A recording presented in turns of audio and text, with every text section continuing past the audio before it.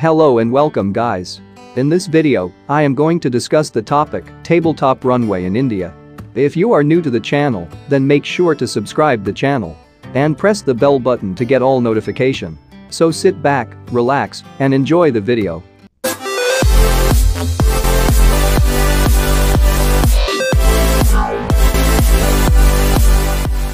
Air India Express plane recently crashed at the Kozhikode airport and pointed out how tabletop runways can be risky.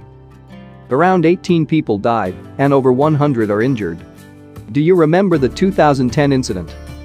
Very similar accident at the tabletop airport took place at the Mangalore in 2010, which around 160 people were killed.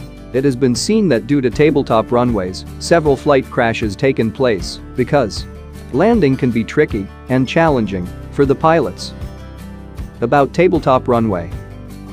Tabletop runways are generally constructed on a hilly or an elevated terrain. Such airports are built in such a way that there is a trench or valley at the front and back of the length of the runway. Or we can say that tabletop runways are located on top of a hill with deep running down their sides and are a stiff ask in poor weather conditions. Tabletops are very tricky and are challenging even for the best of pilots. In such conditions, the slightest lapse can lead to fatal crashes. If visibility is poor and there are tailwinds, landing on a tabletop runway becomes a challenge. 5 airports in India have tabletop runways: Mangalore Airport in Karnataka,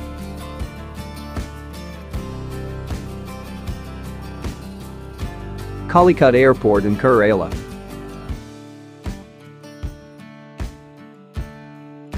Lengpui in Mizoram,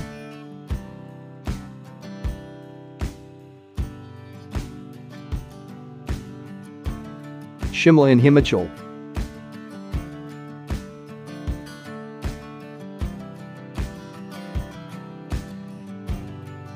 and Pakyong in Sikkim.